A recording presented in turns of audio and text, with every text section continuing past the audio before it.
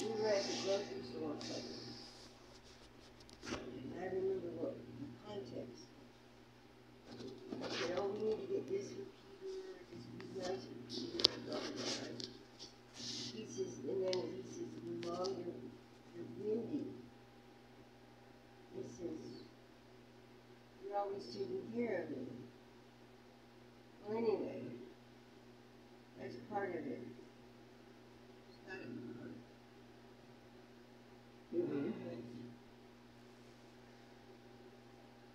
You said something last night, or yesterday when I saw you dream about me being windy.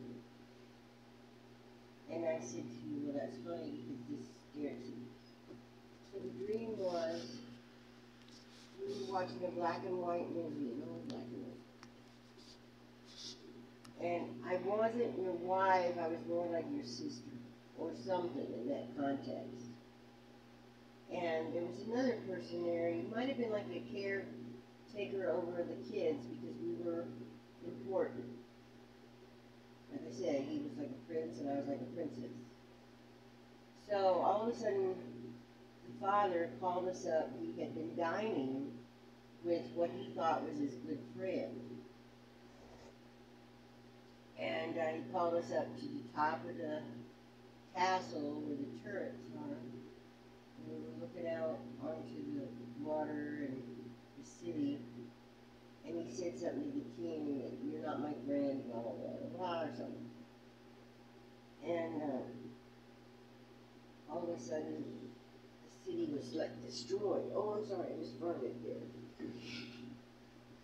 Oh, was that on the text? Ooh, it stinks too. I hope you blocked that out. Anyway. So the whole city was destroyed, kind of like Lanahua or whatever it is. Honolulu. Maui. Mm-hmm. Anyway, so the father looked over at the boy and the girl and said, run. And right when he said run, the caregiver was down a couple steps and he threw the boy this thing that I said was like a trifold card that had, you know, like the old time punch cards. And I looked at, or the boy looked at it and he said, well, I could get him back. I can destroy him back using this. So anyway, the girl kept running, but they had a hiding place. Now remember I said that the girl had already went down to the hiding place and it was very hard to find, but she found it right away. So this time as she was running down, she knew exactly where to go. The boy had never been there, but the girl said, follow your intuition. And so the girl ended up finding the hiding place. It's like I guess like a cave, but it was fully equipped with everything they needed, right, to survive. And he ran and he turned the wrong corner once and then backed up, and, you know, and he kept thinking, oh, she said, follow your intuition. And he came to this one spot. It did not look like it would go anywhere.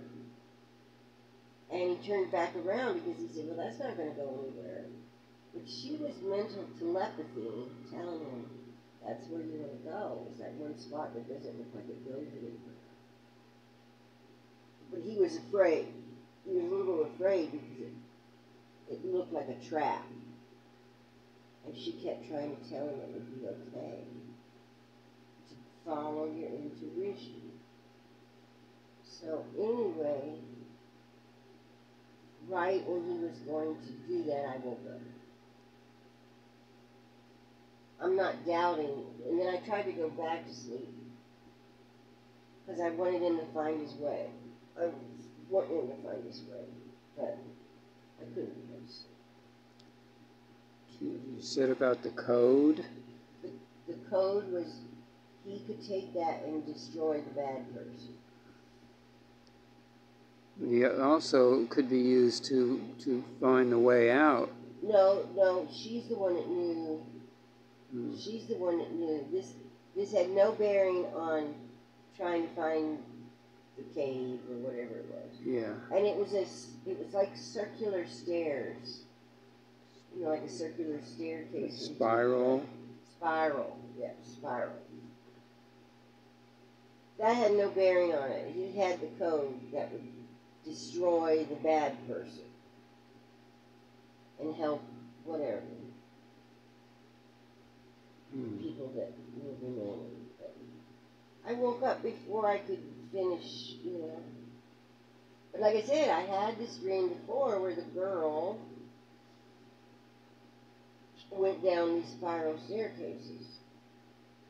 So this might be a continuation. I might have to dream again. Mm-hmm. And then the next dream I told you about was the animals. And it was, like I said, we had dogs, which, you know, I'm not a dog person. And we had cat, too. A cat. About the little bitty dog. Oh, I remember him. The little bitty dog kept bothering Derek, and he got mad.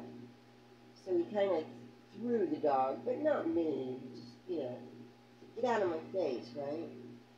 And you yelled at him and said, that's a real,